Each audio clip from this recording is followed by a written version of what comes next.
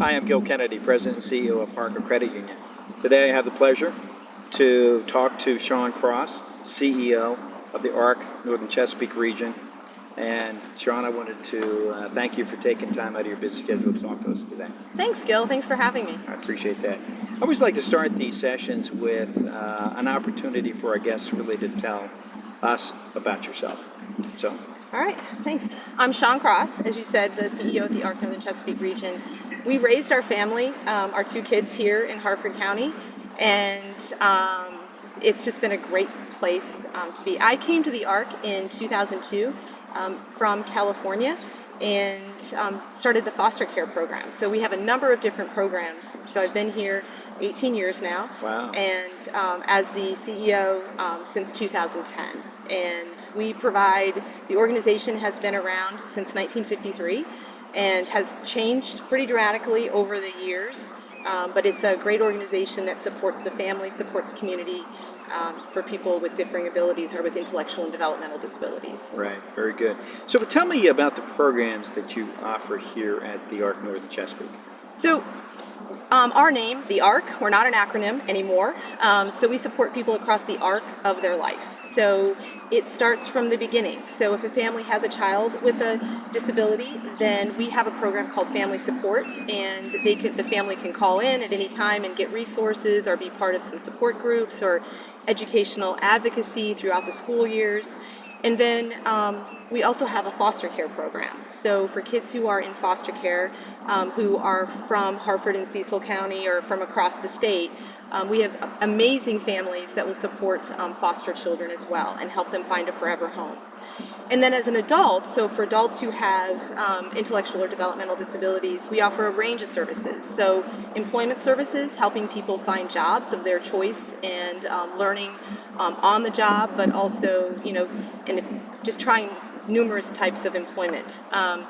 We also have a residential or a independent living opportunity. So if people want to not live with their family anymore and kind of graduate and move into their own home with roommates, so they can either have no roommates and live as independent as possible or live with one or two roommates with staffing that we support.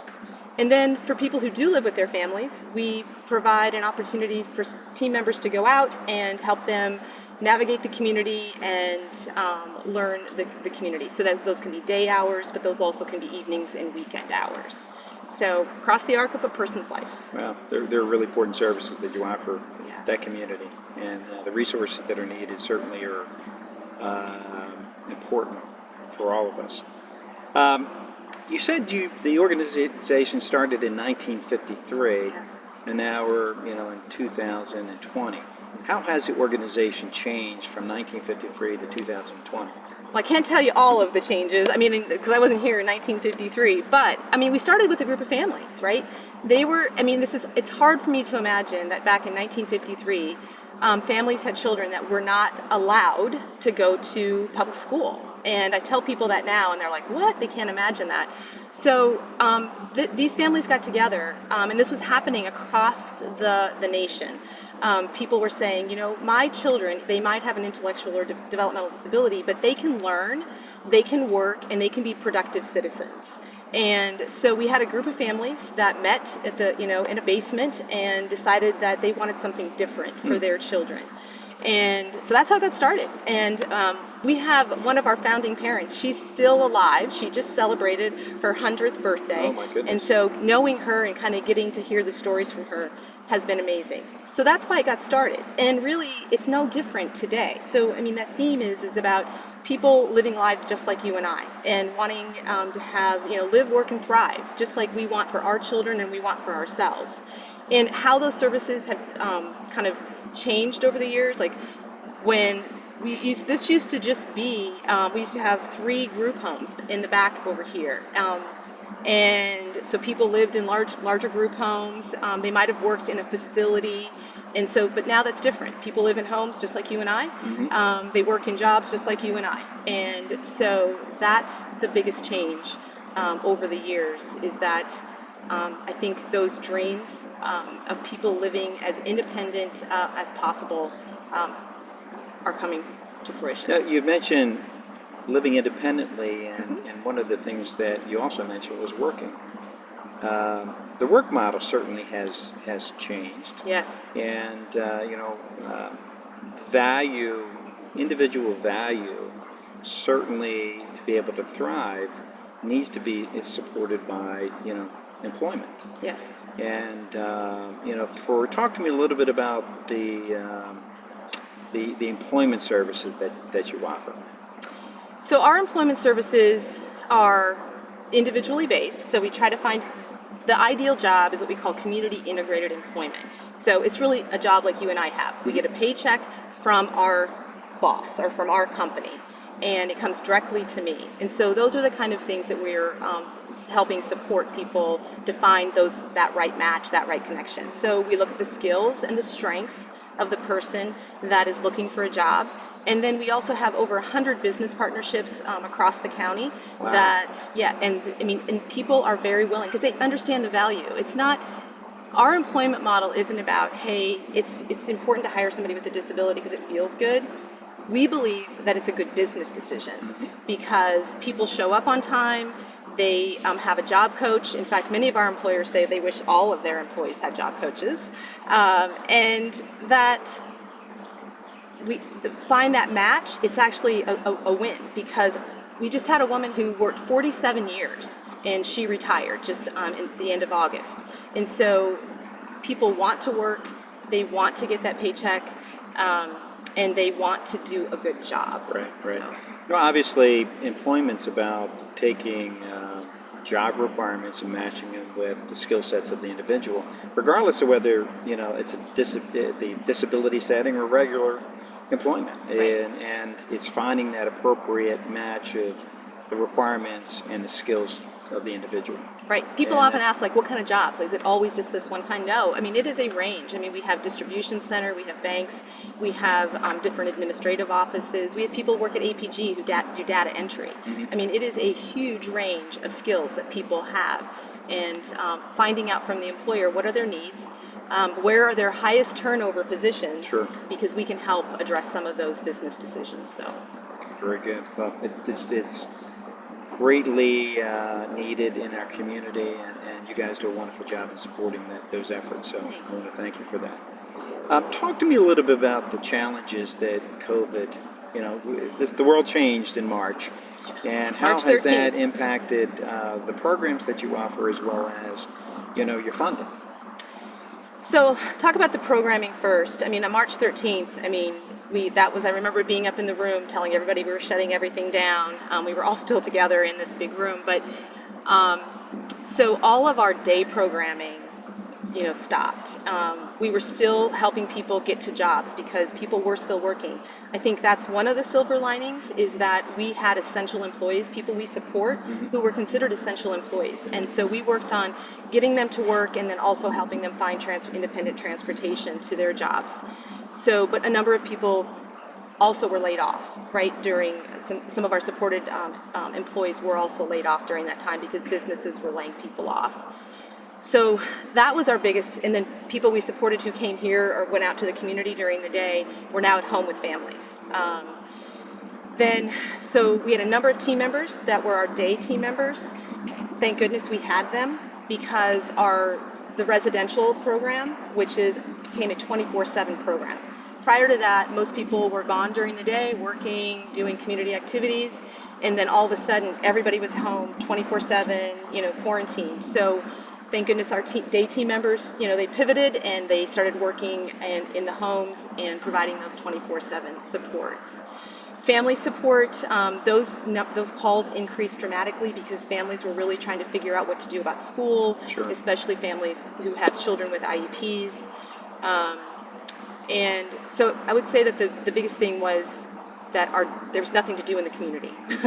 And so people were staying home. So we ended up doing virtual supports.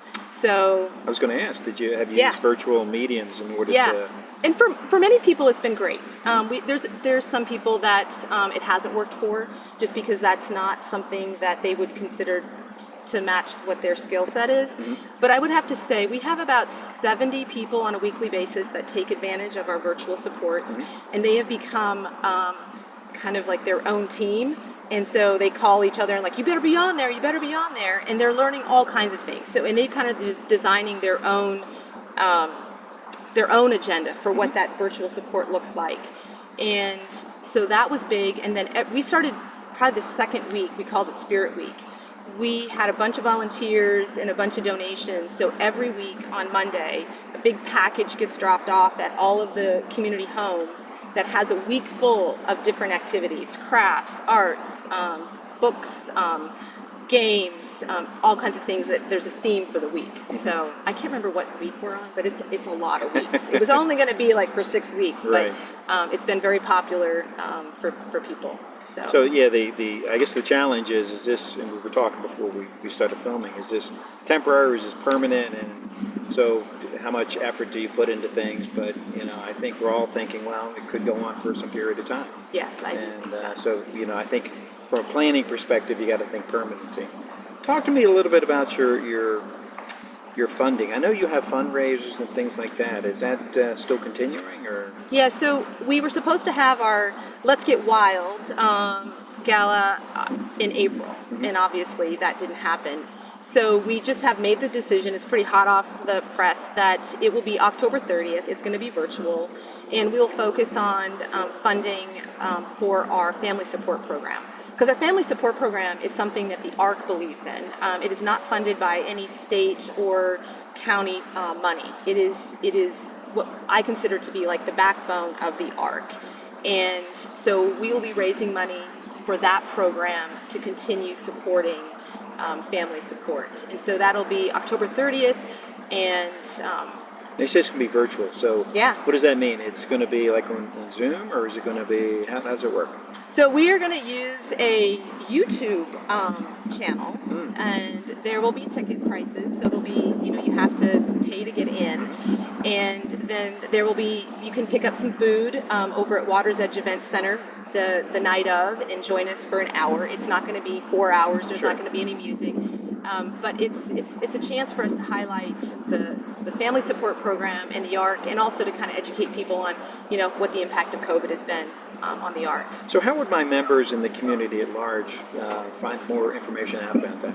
So go to arcncr.org, and it'll be on our website, and click on, and you'll be able to buy a virtual ticket. Well, that's so important. Obviously, volunteers and donations are critical to your organization. They are. Continuing to follow through with all the programs that you have. So, we will all need to keep that in mind. Thank you. Yeah, any support would be great. I mean, our volunteers, we kind of shut that down early on, but our volunteers are now doing outside activities.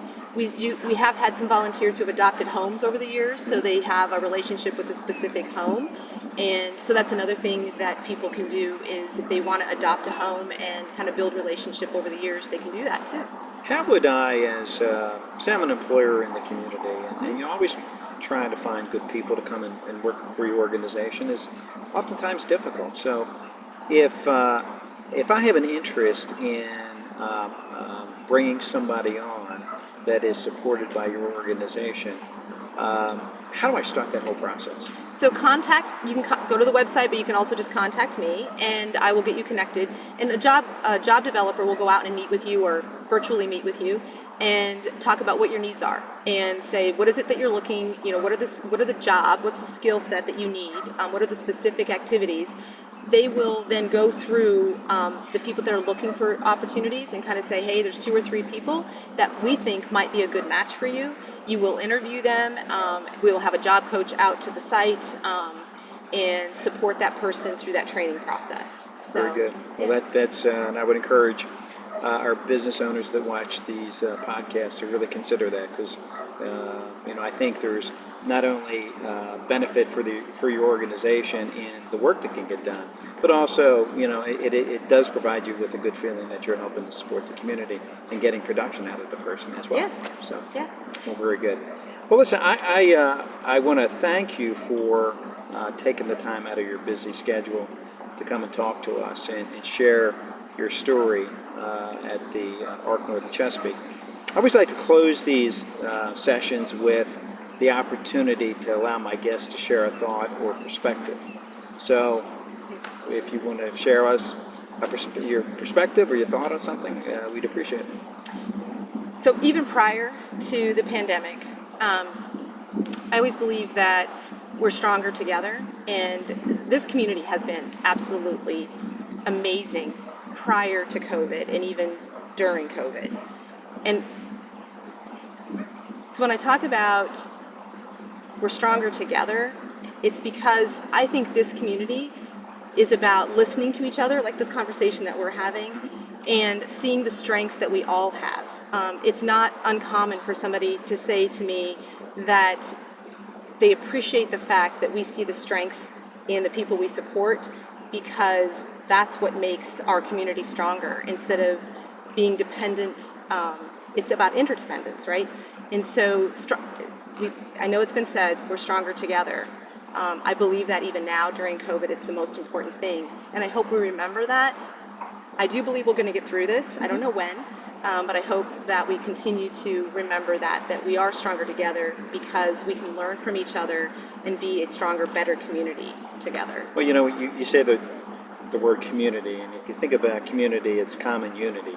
So we all truly are in this together because there's a common unity, and we need to reach out and really support one another as we get through this really very difficult period. Yes.